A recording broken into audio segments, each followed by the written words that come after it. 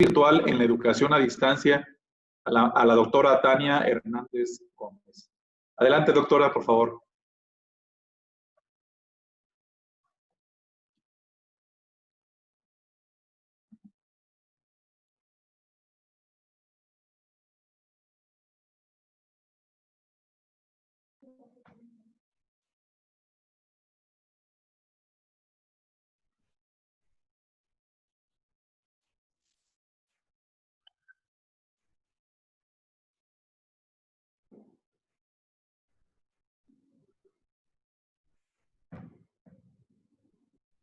No alcanzo a...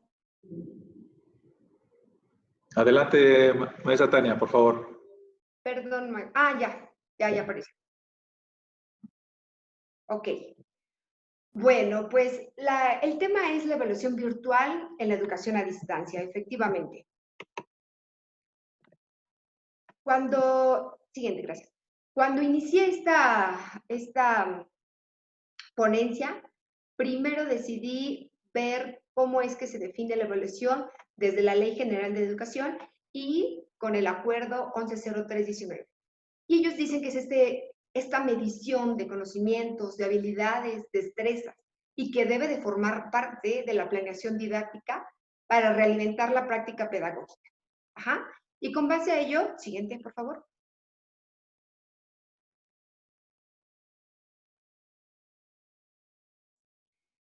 Me cuestioné cómo identificar, porque en tenor a esto está el coloquio, cómo identificar la mejor práctica educativa. Y entonces hice un análisis torno a estos 3 hemisferios. Primero, la intervención pedagógica. ¿Qué hago frente a práctica con el grupo? Después, los resultados de evaluación que obtengo. Y posteriormente, ¿qué decisiones pedagógicas hago para corregir ello, no? Posteriormente, por favor. He seleccionado aquí para este análisis al grupo de tercer semestre, grupo B, que cursa la maestría en educación en la norma superior, y es un grupo con 19 estudiantes. A ellos les imparto la asignatura de metodología de la investigación con un enfoque cualitativo. Por tanto, siguiente maestro, por favor. Este análisis lo divide en 4 momentos. El primero es cuando los estudiantes estamos trabajando de manera presencial y esto se evalúa mediante un primer parcial. Ajá. Las actividades fueron ensayos, exposiciones, lecturas críticas, entre otros, ¿no? Posteriormente, solamente tuvimos una sesión presencial y el resto ya fueron a distancia, en el segundo parcial. Y aquí se crea un grupo de WhatsApp con todos los integrantes del grupo. Además, se crea una plataforma en Drive, una carpeta compartida donde por ese medio se les proporciona los trabajos que deben de elaborar y a su vez ellos van a subir los productos, ¿no? Aquí algo importante que menciona en el resto del documento, por si pueden posteriormente leerlo, hago una comparación de qué ocurre cuando hay grupos de chat y el alumno te busca de manera personal. Hago la comparación de ventajas, desventajas, saturan al docente, obstruyen, confunden al alumno, etc. Ahí hay un cuadro comparativo por si posteriormente lo pueden revisar. Después se hace el análisis del primer y segundo parcial mediante esta evaluación para que con base a los resultados se tomen decisiones en el tercer parcial que continuamos con clases a distancia. Siguiente maestro, por favor.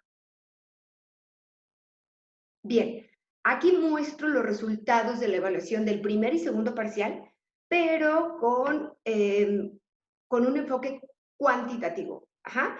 Como se puede apreciar, en el primer parcial el grupo obtiene 9.6 de promedio.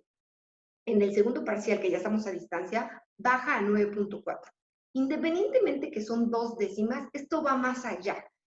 La profundidad de qué está ocurriendo para que varíe. La siguiente, por favor. Y es aquí que los resultados cualitativos podemos apreciar lo siguiente. Primero, por parte del docente. Estos resultados son con base a los productos que entregan.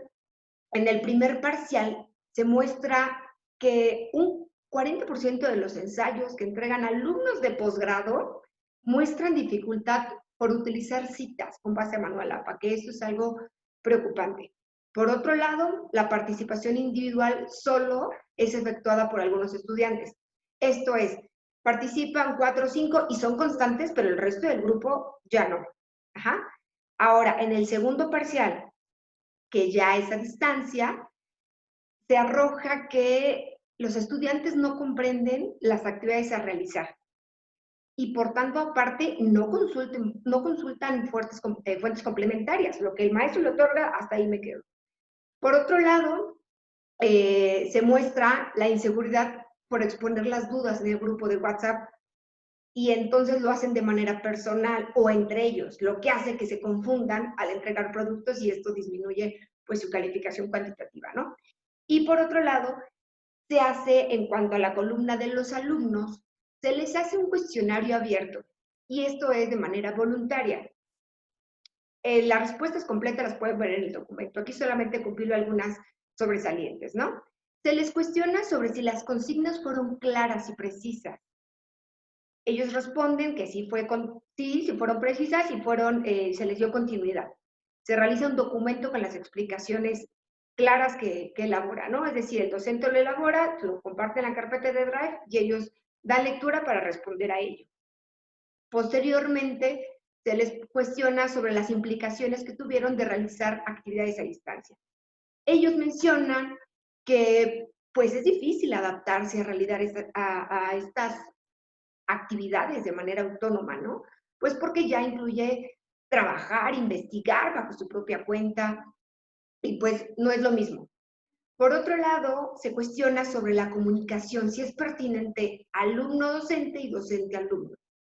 Aquí reflejan que les cuesta trabajo, de falta de confianza para preguntar estas dudas. Siguiente, por favor. Ahora bien, con base a estos resultados cuantitativos, cualitativos, se toman estas decisiones.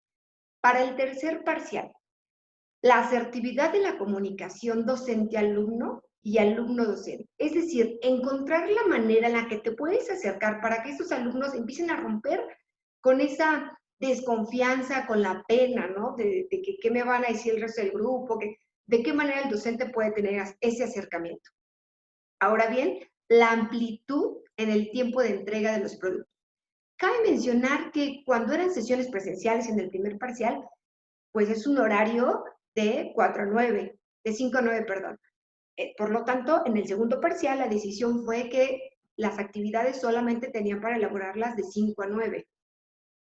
Con base a estos resultados, me percato que hay que modificar esos tiempos y ajustarlos debido a las cargas que ellos deben de tener.